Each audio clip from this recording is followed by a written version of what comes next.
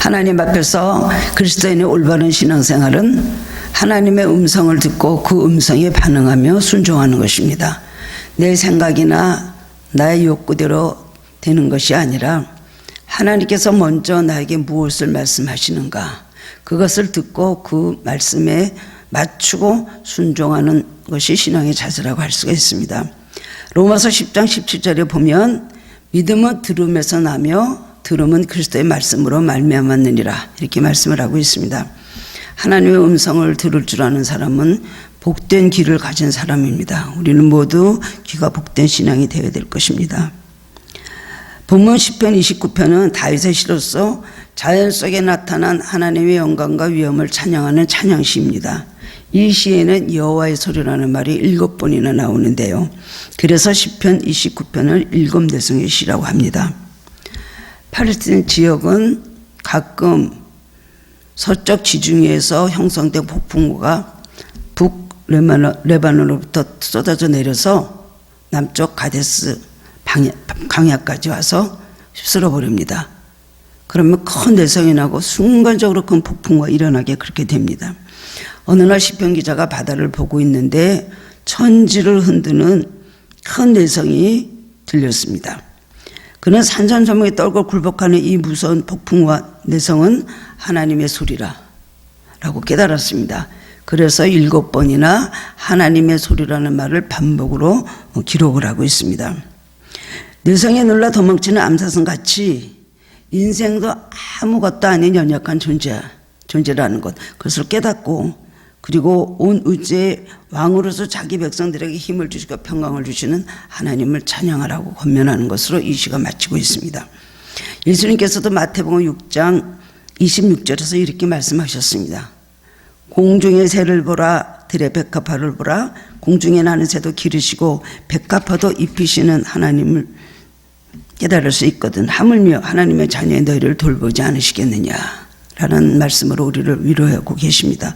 그러므로 자연 속에서 들려주시는 하나님의 음성을 듣고 믿음을 가지고 먼저 그의 나라와 그의 의를 구하면 땅의 모든 축복을 너에게 더해 주시겠다고 약속을 하신 것입니다. 어떤 목사님이 굉장히 어려운 그런 시절을 보내셨습니다.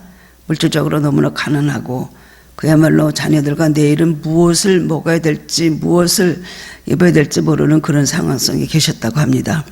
근데 이 마태복음 6장 말씀이 생각이 난 거예요. 그래서 매일매일 나와서 공중에 나는 새를 보셨다고 합니다. 공중에 나는 새를 참 이렇게 기르시는데 하나님께서 나도 길러주시고 우리 가족을 책임져 주시겠지. 공중에 나는 새를 보면 그 마음을 가지고 위로를 갖고 힘을 얻고 돌아왔대요. 근데 날이 비가 오거나 어두울 때, 흐릴 때 나가서 공중에 나는 새를 아무리 찾아도 공중에 나는 새가 보이지 않더라는 것입니다. 그러면 얼마나 낙심이 되는지 집에 들어와서 굉장히 근심으로 밤을 보내고 했다는 그런 간증을 들은 적이 있었습니다. 우리는 하나님께 많은 기도를 하고 응답을 구하면서도 정작 하나님의 음성을 듣는 일에는 관심이 없고 무뎌져 있습니다. 마치 전화를 걸어서는 일방적으로 혼자 막 떠들고는 상대방의 말은 듣지도 않고 일방적으로 끊어버리는 것과 마찬가지인 것입니다. 우리의 신앙생활 기도의 주체는 내가 아니라 그러므로 누굽니까? 바로 하나님인 것입니다.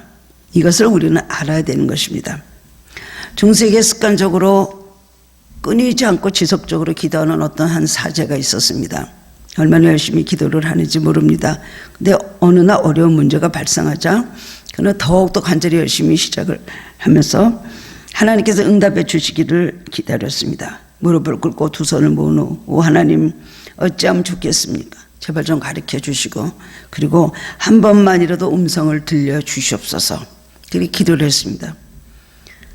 기도를 끝나자마자 하나님으로부터 음성이 들렸습니다. 그래, 내 문제가 무엇이냐 들어주겠다 라는 음성이 크게 들렸습니다.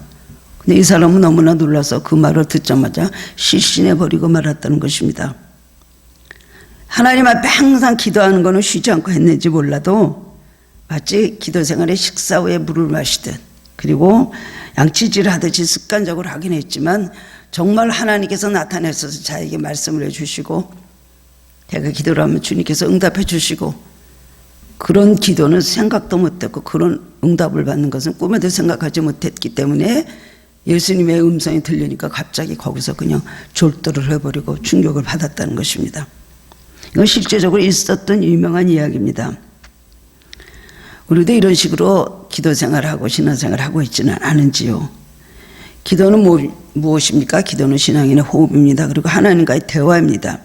내 마음만 이야기하는 것이 아니라 하나님께서 나에게 무엇을 말씀하시는가, 그리고 그 말씀을 통해서 하나님 마음과 하나님의 뜻을 알아야 되고 그 음성을 그래서 들어야 되는 것입니다.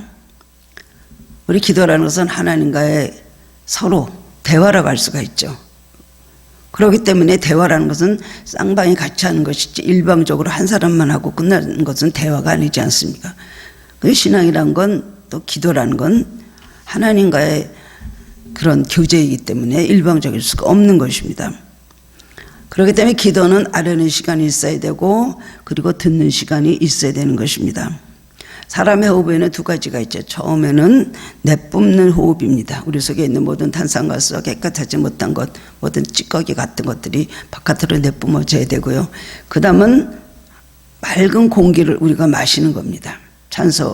산소와 그 위에 또 조그만 어떤 공기들을 마신다고 하더라고요. 그래서 우리가 깨끗이 순환이 되는 것입니다. 마찬가지로 내뿜는 호흡은 뭘까요? 나의 기도입니다. 거기는 버려야 될 것도 많이 있고 깨끗하지 못한 것도 많이 있고 올바르지 못한 것도 많이 있습니다. 그러나 하나님으로부터 주시는 공기, 이것은 바로 들이마시는 숨이라고 할 수가 있지 않습니까? 그렇기 때문에 하나님께서 주시는 말씀을 들은 우리는 영적으로도 우리 생활이 맑아지고 정화되고 그리고 모든 찌꺼기들이 없어지는 것입니다.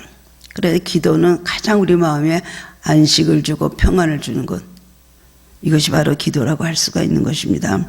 그러면서 우리가 하나님의 음성을 들으면서 기도하는 것, 이것이 바로 우리가 기도하는 목적이라고 될 수가 있습니다.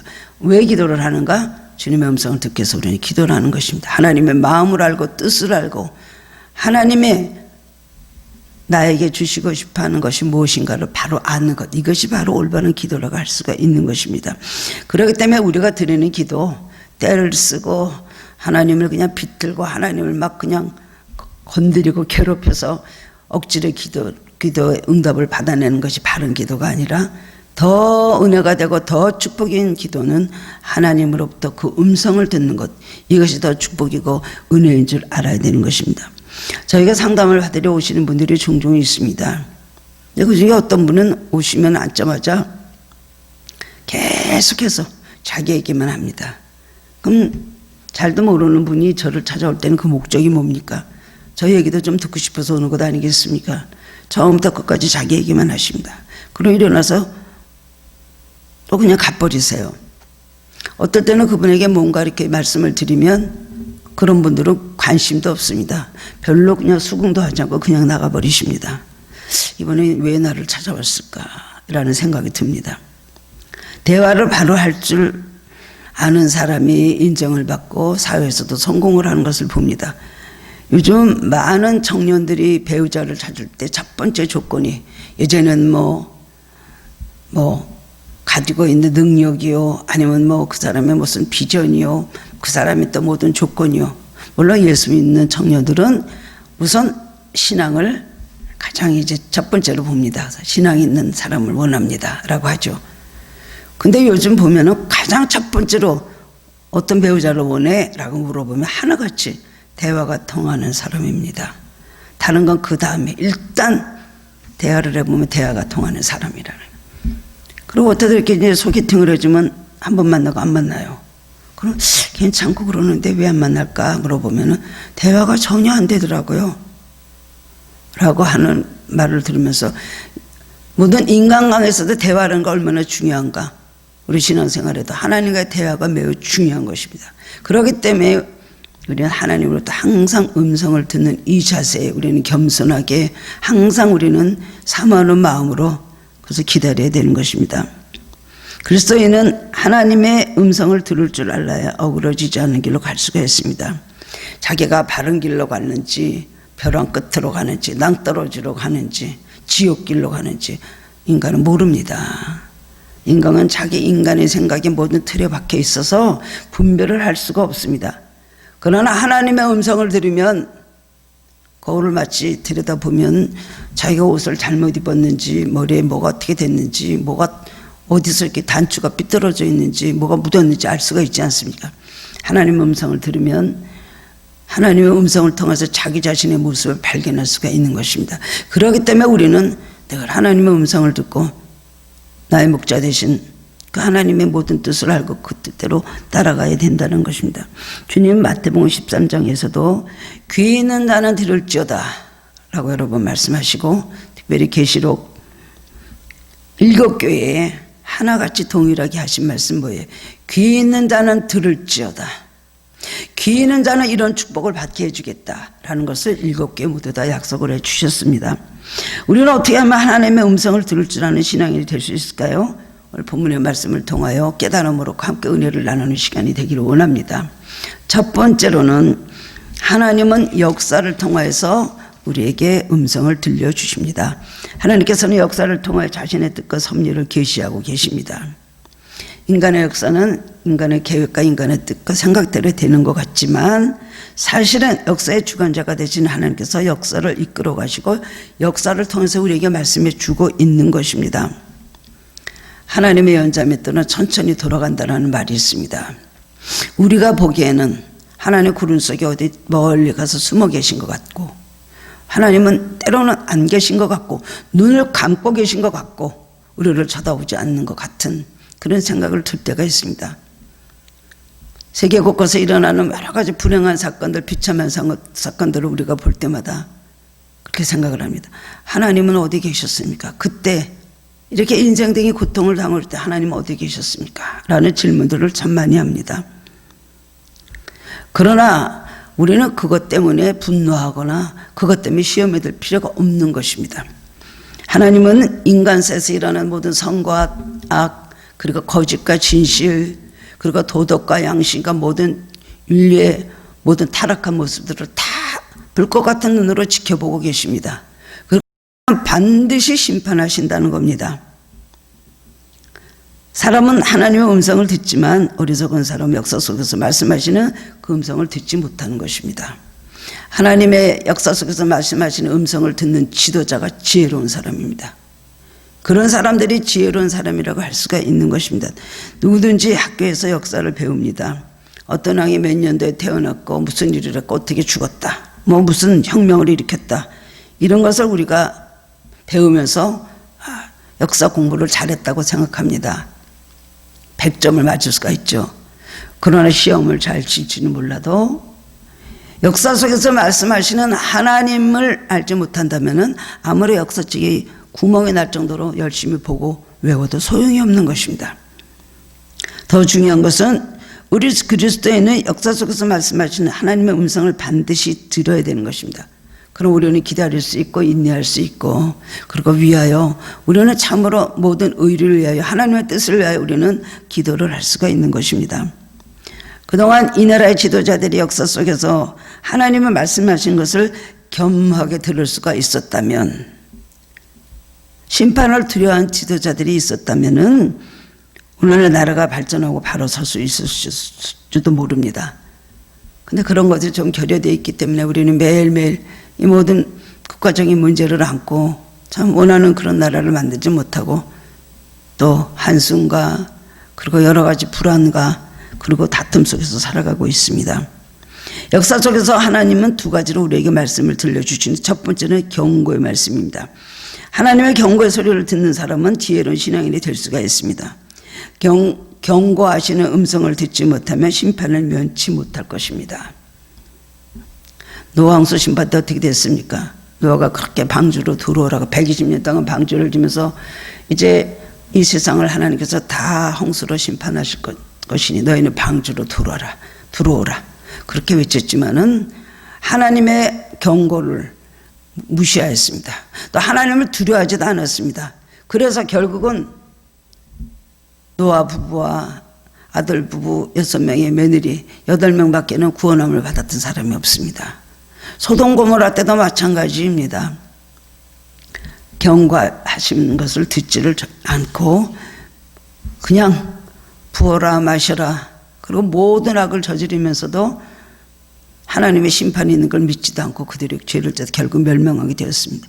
사사기에 보면 하나님은 사사를 통해서 이스라엘 백성에게 여러 번 경고하셨습니다. 하나님을 경외하고 순종해야 되는 이스라엘 백성이 우상을 숭배하고 죄를 지면 강대국의 포로로 잡혀간다는 것, 역사를 통해서 말씀해 주셨습니다. 또한 이스라엘 백성이 비로소 고통 중에서 하나님께 돌아서 회개하고 부르짖으면 하나님께서는 그 부르짖음을 들으시고 공의를 여기셔서 구원해 내신다는 것을 또 말씀하셨습니다. 이런 일이 사사기에 13번이나 반복이 됩니다. 그들은 뭘 깨달았어야 될 것이었는가요?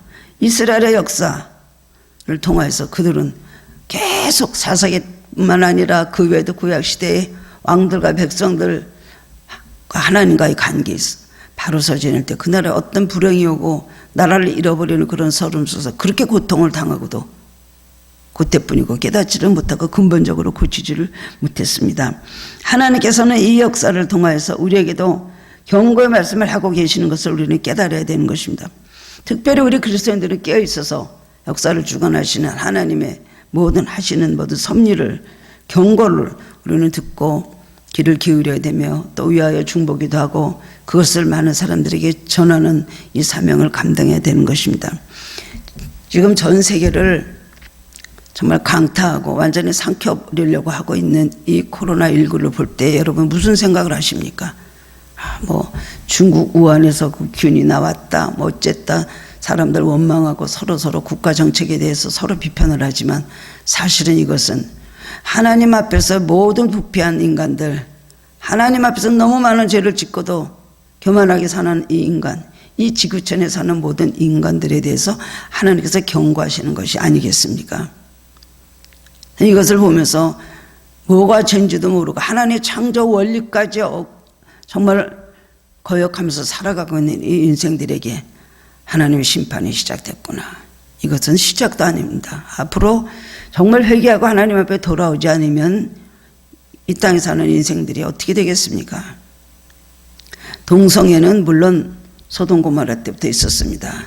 그렇지만은 어느 한 부분에서 어느 지역적으로 그랬죠. 이렇게 전 세계의 동성애를 완전히 합법화시키고 같은 동성끼리 결혼식을 하면 뭐 이런 얘기들을 들을 때 하나님 어떻게 진노하시지 않으시겠습니까? 심판하시는 하나님, 그것을 경고하시고 말씀하시는 하나님, 이 인생들이 이렇게 죄를 짓고 그 죄가 죄인지도 모르고 자기의 조상들은 예수를 믿었습니다. 미국이 어떻습니까? 몇 대 올라가면 자기 조상들은 청교도의 중에 한 사람이 수 있을 것입니다.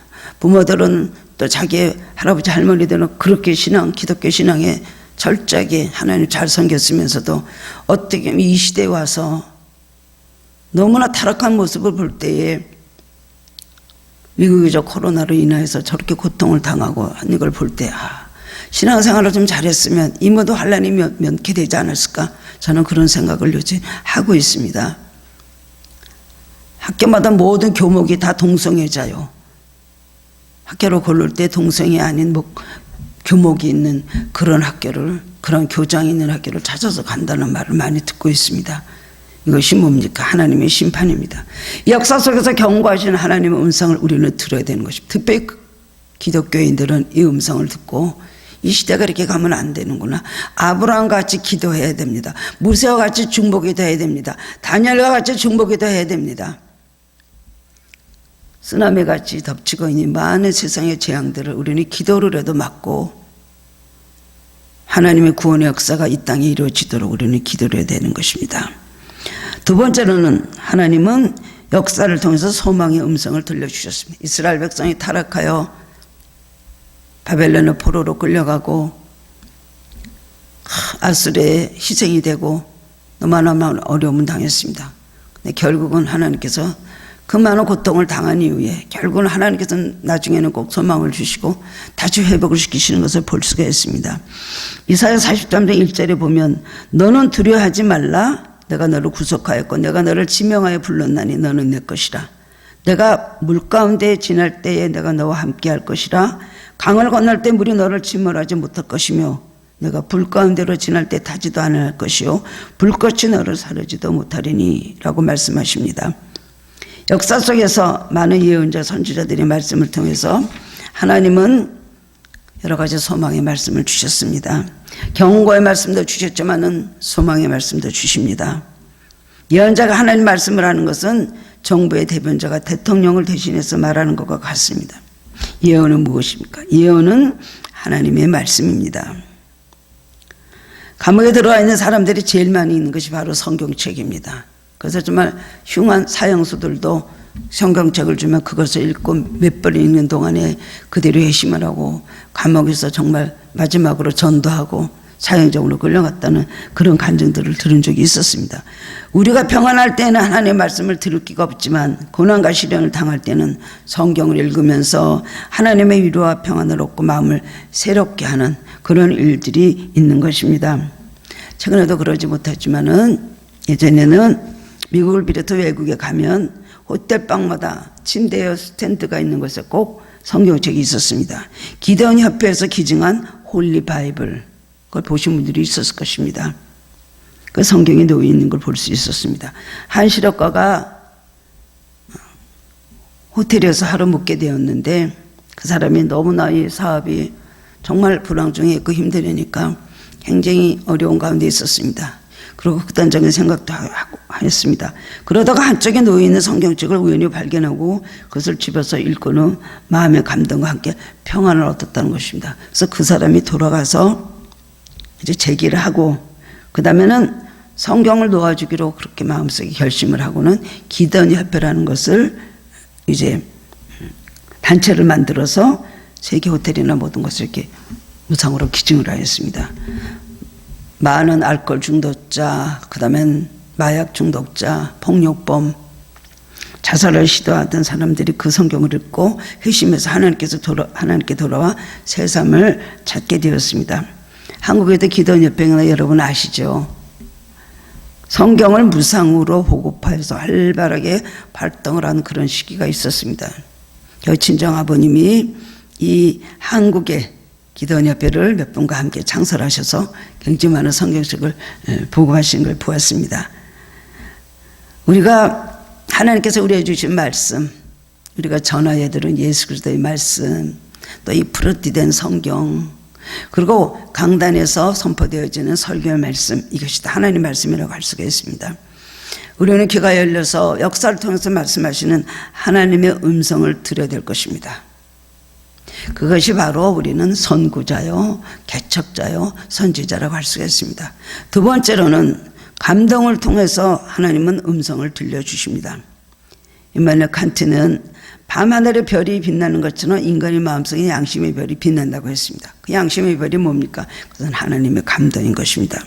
우리의 마음에 주시는 하나님의 감동은 우리의 마음 깊은 곳에서 별과 같이 반짝반짝 빛나고 있습니다. 우리는 마음의 감동을 통해서 하나님 말씀하시는 음성을 들어야 되는 것입니다. 하나님 우리에게 감동을 주십니다. 성령이 안에서 역사하시기 때문에 우리 마음에 감동을 주시고 성령의 마음을 품게 하신 겁니다. 하나님의 감동은 맑고 고요한 그런 가운데 우리가 받게 됩니다. 엘리야는 기적을 많이 행했던 위대한 선지자입니다. 열왕기상 19장을 보면 엘리야는 갈멜산 꼭대기에서 바알과 아셀의 850 선지자들과 결투해서 하늘에서 불이 내림으로 엘리야가 승리하였습니다. 그 사람 데려다가 기손 시냇가라는 데 가서 다 죽였어요. 대단한 승리다. 영적 승리입니다. 이제 하나님이 하나님이신 것을 사람들 앞에서 그가 선포하고 보여줬습니다. 그런데 아합과 이세벨은 완전히 더 복수에 날뛰고 악에 받쳐가지고 엘리야를 죽인다고 합니다. 3년 6개월 만에 비가 다시 오기까지 했는데 고맙다고 하고 전 국민이 백성이 회개하고 대대적인 그런 운동이 일어날 줄 알았습니다. 영적 개혁은 일어나지도 않고 엘리야를 죽인다고 합니다. 기적을 많이 일으킨 그런 엘리야였지만 그 말에는 완전히 낙심을 했습니다. 자기가 당할 고통이 두려워서 그런 것이 아니라 너무나 최선을 다해서 하나님의 살아계심을, 하나님의 이 백성이 하나님이신 걸 보여주려고 최선을 다했는데 그런 끝이 오니까 너무나 낙심이 되니까 좌절을 하게 되었습니다. 그래서 이제 삶을 끝내야 되겠다. 난 더 이상 나올 힘도 없고 할 수 있는 어떤 기력도 없다 생각을 하고는 그 다음에 광야로 들어갔어요. 사흘쯤 가서 거기 가서는 그 다음엔 죽으려고 누워서 하나님께 내 생명을 불러가 달라고 기도를 합니다. 너무나 기진맥진하고 달진하였습니다. 그런데 하나님의 천사가 나타나서 숯불에 구운 떡과 한 병말을 먹이고 또 재우고 여러 번 그러더니 엘리야는 다시 힘을 얻고 일어났습니다.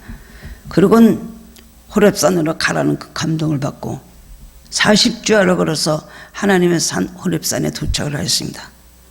그리고도 사람들은 다 잡혀서 죽은 줄 알았습니다. 나만 남 먹구나 생각하고는 두려움에 사로잡혀서 굴에 들어가서 숨어 있었습니다. 그때 하나님께서 갑자기 나타나서 역사를 하십니다. 크고 강한 바람이 불어왔습니다. 근데 하나님 그 안에 계시지 않는 거예요. 그냥 바람이 왔다 바람으로 가는 거예요. 그 다음엔 지진이 일어나고 큰 불이 지나갔지만 그곳에도 하나님 계시지 않았습니다. 아무 음성이 들리지 않는 거예요. 이건 뭘까?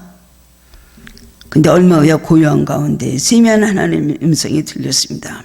그리고 너 여기 왜 있느냐? 엘리야가 다 죽고 남았습니다. 다 죽고 남았습니다. 그리고 저들이 나를 잡아서 죽이려고 하기 때문에 내가 지금 여기 호렙산 굴에 와서 숨어 있습니다. 하나님께서 너뿐이 아니다. 바알에게 무릎 꿇지 않은 7,000명의 사람을 내가 남겨놓았다.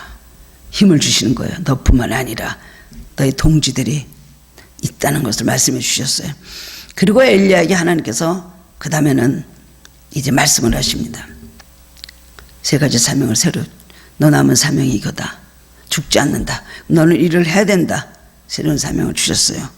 그래서 거기서 힘을 얻고 다시 내려와서 남은 세 가지 사명을 감당하고 하나님께서 요단강에서 그를 산채로 휴거돼서 천국으로 불러 올라가셨습니다. 우리는 고요한 가운데 하나님 주시는 감동을 받을 수 있습니다. 세미한 가운데 하나님의 음성이 들리는 거예요. 우리가 시끄러운 어떤 소리 나는 한복판에 앉아서 마음의 사방으로 흩어져지고 더러운 마음을 품고 있고 세상이 다 들어와 있고 그런 가운데는 하나님의 음성을 들을 수가 없습니다. 우리 마음이 청결해지고 순수하고 하나님의 음성을 들으려는 그 마음의 자세가 돼 있고 우리 마음이 하나님께로 집중을 하면 하나님의 음성을 들을 수가 있는 것입니다. 그럴 때 하나님은 꿈으로라도 보여주십니다. 감동은 마음에 받는 것이고 꿈을 우리가 자는 동안에 우리가 나타나는 어떤 스크린과 같은 그런 바로 그것이 바로 꿈 아닙니까? 예수님의 육신의 아버지 되는 요셉은 결혼 전에 마리아가 잉태된 것을 보고는 조용히 끊으려고 했습니다. 가브리엘 천사가 요셉에게 와서 내 안에 마리아 데려오기를 두려워하지 말라. 저는 성령으로 인도된 것이니 아들을 낳으니 이름을 예수라 하라 그랬어요. 그 말을 듣고 요셉 꿈에 가브리엘 천사가 현몽에서 꿈에 나타났어요. 그 말을 듣고 가서 마리아를 데려와서 예수님을 그 다음에는 탄생을 하게 되고 역사의 큰 한 부분을 차지했던 것을 볼 수가 있습니다. 솔로몬도 1,000번제를 드리고 2,000번제 끝날 때 하나님께서 솔로몬의 꿈에 나타나셨습니다. 내가 내게 무엇을 줄꼬? 솔로몬이 뭘 구했을까요? 나는 어리고 백성은 많은데 내가 왕이 돼서 이것을 감당할 수가 없습니다. 하나님 나에게 지혜를 주십시오. 그거를 1,000번제 동안에 기도하고 있었거든요. 하나님께서 그걸 알고 지혜를 달라는 그 말씀을 꿈에 또 하나님과 대화하면서 지혜를 달라고 하는 솔로몬의 말을 듣고 네가 원수의 생명도 구하지도 않고 부와 영화도 구하지도 않고 지혜를 구하니 그건 참으로 옳은 것이다 라고 하시면서 솔로몬에게 정말 깜짝 놀랄 만한 지혜를 허락해 주셔서 그 지혜를 가지고 자기 나라뿐이 아니라 그 다음에는 외국의 모든 왕들도 와서 그들을 상담해 주고 그리고 태평성대를 이루고 대단한 영화와 축복을 받게 그렇게 된 것입니다. 사람들은 꿈을 가지고 때로는 꿈이라는 건 미신적인 것이고 자기 잠재의식이 나타나는 것이 꿈을 갖고 너무 믿지 마라. 맞는 얘기입니다. 어떤 사람은 그냥 맨날 꿈소리만 하는 사람이 있습니다. 맞는 것이면 모르는데 맞지 않은 거를 할 때는 참으로 이게 상대방이 들을 때 진짜 황당합니다. 저거를 받아들여야 될 것인가 말아야 될 것인가. 정말 성령으로 꾸는 꿈으로서 그 말씀이 정말 맞으면 괜찮은데 그렇지 않은데 그걸 어떻게 감당을 하겠어요. 저 사람 맨날 아주 꼼소리밖에 할 게 없어. 이것도 좀 문제가 있는 것이죠. 그러나 성령의 사랑 기도하는 사람은 반드시 꿈으로 보여주십니다. 자주 종종 보여주십니다. 여러분도 다 그런 체험을 하죠. 특별히 또 꿈으로 하나님께서 그에게 역사하시는 사람이 있습니다. 마음에 맞는 감동, 밤에 자는 동안에 받는 꿈으로 받는 것, 이거 다 뭡니까? 성령의 사람이라면, 말씀 속에 사는 사람이라면 하나님께서 주신 은사 중에 하나입니다. 은사 중에 하나입니다. 우리가 살아있을 때는 육이, 깨어있을 때는 육이 강해서 생각이 막 왔다 갔다 하기 때문에 그걸 보여주실 수가 없어요. 근데 하나님, 우리가 육신적으로 우리를 재워놓고 자고 있는 동안에 하나님께서 오셔서 무의식 중에 있는 우리들에게 꿈으로 보여주시는데, 그러고 해서 응답을 받을 때도 있습니다. 다니엘서 2장 19절에 보면 이제 다니엘이 느부갓네살의 꿈을 꿨습니다. 꿈을 꾸고 막 너무나 막 정말 의미심장한 꿈을 꿨어요. 그 마음에 막 불안하고 그러니까 거기 바벨론 박사들을 불러다가 내 꿈을 좀 한번 해석을 해보아라. 그리고 내가 무슨 꿈을 꿨는가 한번 말해보아라 그랬어요. 그랬더니 꿈을 말씀해 주셔야지, 꿈도 말씀을 안 하신 그런 왕은 없었습니다. 꿈을 말씀해 주시면 우리가 해몽하겠다니까. 너희들이 지금 이걸 피하려고 거짓말하고 있는 거지. 꿈도 얘기 안 하겠다 그랬어요. 그래갖고 그거를 해몽을 못하면 다 죽이기로 돼 있었습니다. 다니엘이 밤에 기도하고 사드락과 메삭과 아벳네고 친구들에게 기도를 부탁을 합니다. 그리고 너희들은 같이 기도해서 너희들 죽임당하지 않도록 하자. 기도하는데 밤중에 하나님께서 다니엘에게 나타나셨어요. 밤중에 느부갓네살 왕이 그냥 그 꿈을 다 보여주셨습니다. 해몽까지도 가르쳐 주셨습니다. 그 다음날 가서 느부갓네살 왕의 꿈을 해몽해주고 그는 애굽의 또 국무총리가 되었습니다. 우리는 하나님의 감동으로 주신 은혜를 받으려면 항상 마음이 청결해야 됩니다. 세상 것으로 가득 차 있으면 안 됩니다. 우리 머리도 우리 마음도 모든 것이 정결하고 하나님의 말씀을 받을 만한 그릇을 준비할 때에 성령이 오셔서 우리를 감동하시고 또 성령이 오셔서 꿈에도 보여주시고 우리 생각으로도 깨닫게 해주신다는 것을 아시기를 바랍니다. 이걸 받아야 됩니다. 하나님은 항상 말씀하시고 싶어 하시고 우리에게 하나님 뜻을 알려주고 싶어 하시는 분입니다. 가만히 무지하기로 갑자기 하나님께서 축복을 주시거나 아니면 갑자기 그냥 화가 난다고 걷어차시는 분이 아니십니다. 하나님은 경고하시기도 하고 축복을 우리에게 미리 보여주시기도 하고 우리가 그것을 미리 우리는 캐치를 하고 알아야 되는 것입니다.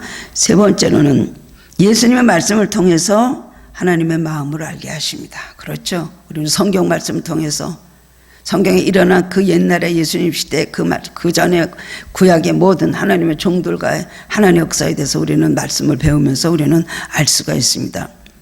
마태복음 9장에 보면 예수님이 가버나움에서 사역하실 때에 어떤 중풍 걸린 병자를 친구들 4명이 그다음 침상에 누워서 예수님 너무나 많이 사람들이 와 있으니까 만날 수가 없으니까 천정을 그 다음에 뜯어가지고 거기 침상을 내려서 예수님 앞으로 그 중풍병자를 데리고 왔습니다. 예수님께서 그들의 믿음을 보셨다 그랬어요. 그리고 중풍병자가 뭐라고 하셨어요? 내가 죄사함을 받았느니라 일어나서 내 들 것을 침상을 두고 걸어가라. 그 사람의 그 말을 듣고는 일어나서 침상을 두고 집으로 갔다고 했습니다. 그건 뭘까요? 하나님께서 그 사람의 죄를 용서하시고 하나님께서 그를 고쳐주신다는 것. 하나님 말씀이죠. 그 다음에는 또 요한복음 8장에 보면은 현장에서 가늠하다 잡혀온 여자가 있었습니다. 서기관과 바리새인들이 예수님을 보고는 뭐라 그러나 한번 시험해보자. 이 여자를 어떻게 할까요? 예수님께서 뭐라 그랬어요? 너 중에 죄 없는 자가 먼저 돌로 치라. 그 말을 듣더니 가만히 보니까 할 말이 없으니까 하나씩 둘씩 다 뒷걸음치고 도망가 버렸습니다. 예수님께서 그 여자에게 뭐라 그랬어요? 나도 너를 정죄하지 않으니 다시는 가서 죄를 범하지 말라 그랬습니다. 이것도 하나님 마음입니다. 마태복음 또 16장에 보면은 예수님께 십자가에서 고난당하실 것을 말씀하시니까 베드로가 선생님 그런 일은 일어나지 않을 것입니다. 어떻게 선생님 그런 일이 일어납니까? 예수님이 뭐라고 하셨어요? 갑자기 화를 내시면서 사탄아 내 뒤로 물러가라. 너는 나를 뒤로 넘어지게 하는 자로다. 그건 뭐예요? 예수님이 화가 나셨다는 거예요. 그래서 하나님 뜻은 십자가를 지는 게 하나님 뜻이었습니다. 그 말씀을 들어서 예수님의 마음을 알 수가 있는 것이죠. 수고하고 무거운 짐진 자들아 다 내게로 와라. 내가 너희를 쉬게 하리라. 이거 하나님의 말씀입니다. 우리는 수고하고 너무나 짐을 지고 지치고 피곤한 삶을 살고 있습니다. 어느 사람이 안 그럴 수가 있겠습니까? 매일매일 수고하고 짐을 지고 살아갑니다. 인생의 짐, 죄악의 짐, 무거운 짐을 지고 살아갔는데 내가 너희를 쉬게 하리라. 주님께서 주신 평안, 말씀을 통해서 우리에게 주시는 하나님의 마음, 우리에게 알려주고 싶은 하나님의 마음을 우리는 알아야 되는 것입니다. 사무엘 3장에 보면 어린 사무엘이 나이 많은 엘리자 제사장 밑에서 그리고 하나님을 섬기며 성전을 열심히 돌보고 열심히 봉사를 하고 있었습니다. 그랬을 때 하나님께서 사무엘을 불렀습니다. 사무엘아 사무엘아. 하나님은 말씀을 들은 적이 없었기 때문에 사무엘은 엘리 제사장이 부른 줄 알고 엘리 제사장에게 달려갔습니다. 엘리 제사장이 나는 안 불렀다. 다시 또 사무엘아 사무엘아 하는 음성을 들었습니다. 다시 또 엘리 제사장에 가서 저를 부르셨습니까? 아니 나는 너를 안 불렀는데. 그 다음에는 엘리 제사장이 뭔가 이상하다 알고 만약에 또 부르시면 내가 듣겠나이다. 말씀하옵소서 라고 해. 그 말도 가서 누워있는데 하나님께서 또 사무엘아 사무엘아고 부르셨습니다. 사무엘이 말씀하옵소서 주의 종이 듣겠나이다. 그렇게 말할 때 하나님께서는 그 어린 사무엘에게 이스라엘의 이 모든 부패한 것, 엘리 제사장의 아들들의 죄를 나열하시면서 엘리 집에 저주가 임할 것이다 라는 말씀, 무시무시한 말씀을 하셨습니다. 엘리 제사장이 뭐라고 하시더냐? 사무엘은 고민을 하면서도 그 말을 다 전했습니다. 엘리 제사장이 하나님의 뜻이 그러면 하나님의 뜻이 그대로 이루어질지 어떡하겠느냐. 결국 블레셋하고 전쟁이 일어나서 그 아들, 두 아들은 나가서 다 죽고 엘리 제사장은 그 말을 듣고 너무 놀라갖고 맨날 앉아있던 그 의자에서 뒤로 넘어져서 목이 부러져서 죽고 그날의 블레셋에 하나님의 임재인 법궤까지도 빼앗기가 되었다는 것입니다. 하나님의 음성을 들을 줄 모르는 사람은 하나님의 영에 떠나가게 되는 것입니다. 하나님의 음성을 들을 줄 모르는 민족은 망하게 되어 있는 것입니다. 개인도 그렇고 가정도 그렇고 교회도 그렇고 민족도 그렇고 이 모든 것은 어느 예외가 없는 것입니다. 우리는 이 시대에 뭘 해야 될까요? 하나님의 음성을 들어야 됩니다. 어느 것이 하나님 뜻인지 알지 못하고 우왕좌왕하며 요동하며 우리가 참으로 근심하는 일들이 얼마나 많이 있습니까? 특별한 하나님께서 주시는 지혜와 분별이 우리는 그것을 알 수 있는 것이 우리에게 필요하기 때문에 하나님의 음성을 들어야 되는 것입니다. 하나님의 음성을 들을 수 있는 영의 귀를 가진 사람이기를 주님의 이름으로 축원합니다. 이 세상에는 수많은 소리가 들려오고 있습니다. 이 세상의 시끄러운 소리, 마귀가 유혹하는 소리, 우리에게 불안을 주고 그 다음에 두려움을 주고 우리를 절망하게 하는 소리, 얼마나 많은 소리들이, 귀신들이 정말 시끄럽게 하는 소리들이 얼마나 많이 들려오고 있습니까? 우리는 여기에 절대로 현혹되면 안 되는 것입니다. 하나님의 음성을 듣게 따라가야 되는 것입니다. 양이 목자가 인도하는 대로 가지 않으면 어디로 갑니까? 그냥 계곡으로 떨어지고 벼랑 끝에 떨어져서 맹수의 밥이 될 수밖에 없는 것입니다. 우리 이 시대 속에서 우리는 정말 이 민족을 구원하려면 하나님의 음성을 듣고 많은 사람들이 하나님의 음성을 듣는 귀를 가져야 되는 것입니다. 때로는 우리가 뉴스를 보면서 저 사람은 예수 믿는 사람이야. 저 사람은 교회 뭐 장로라고 들었어. 아, 저 사람은 교회 무슨 안수 집사라고 들었는데 우리가 그럴 때가 있죠. 그러면서는 말하는 것이나 하는 행동이나 하는 거 보면 어떻게 저 사람이 크리스찬일까? 하나님 생각하고 국민을 생각하면 저렇게 할 수 있을까? 라면서 우리는 참 실망할 때가 있습니다. 그 사람이 하나님의 음성을 들으면 그렇게 되지 못할 것입니다. 오늘도 우리는 역사 속에서 말씀하시고 경고하시고 소망을 주시고 자연 속에서 말씀하시는 하나님의 음성, 그리고 우리 성경 말씀을 통해 주시는 하나님의 음성, 우선 이것을 들어야 될 것입니다. 그러면 하나님 뜻이 이 땅에 이루어지고 하나님 나라가 이 땅에 임하도록 그 뜻을 알고 더욱더 기도하는 그리스도인들이 되어야 될 것입니다. 기도의 채널을 하나님께 완전히 맞추고 고정해 놓으시기 바랍니다. 딴 데로 자꾸만 여러분의 삶의 채널을 맞추지 마세요. 하나님의 음성을 들음으로 항상 기쁨이 충만하고 그리고 승리하는 하늘께 성도님들이 되시기를 주님의 이름으로 축원합니다. 하나님 아버지, 오늘 말씀을 통해서 깨닫게 하시니 감사드립니다. 주님, 목자 되시는 주님의 음성을 따라가는 것이 아니라 우리 마음대로 내 생각대로 갈 때가 많이 있었습니다. 사사시대의 백성들은 자기 좋을 대로 자기 소견대로 살았다고 했습니다. 이 시대가 바로 그런 시대입니다.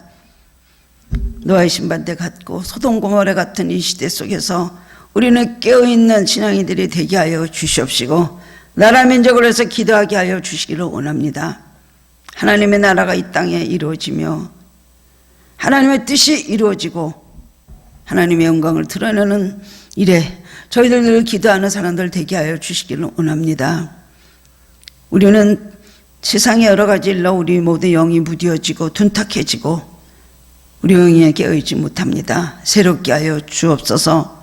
오늘 이 말씀을 듣고 난 다음부터는 정말 우리가 주님께 모든 초점을 맞추고 우리 귀를 열고 마음을 열어서 하나님 뜻을 분별할 수 있게 하시고 그 뜻을 깨달았을진대는 순종하는 삶을 살게 하여 주시기를 원하고 기도합니다. 주님, 아직도 저희들이 대면 예배를 드리지 못하고 있지만 주님, 각자의 각 처소에서 시간마다 주님 함께 하시며 주의 음성을 들려주시고 성령의 강한 역사가 각 사람 마음에 있기를 원합니다. 더욱더는 준비하고 성령으로 충만해지도록 그릇을 준비하고 채우시는 성령의 놀라운 역사가 각 가정에 있게 하여 주시옵소서. 코로나19가 빨리 이 땅에서 사라지게 하여 주시옵시고 예배가 다시 한번 하나님 또 재개가 되고 우리 한국교회들이 다 일어나서 뜨겁게 기도하고 더욱더 일취월장하고 영적 개혁이 일어나게 하여 주셔서 전 세계의 제사장의 나라가 되고 선교사를 배송하는 나라가 되고 하나님 모든 민족을 구원해내는데 참으로 빛이 되고 저들을 인도하는 복음의 기수들이 되게 하여 주시옵소서. 예수님 이름으로 기도드리옵나이다. 아멘.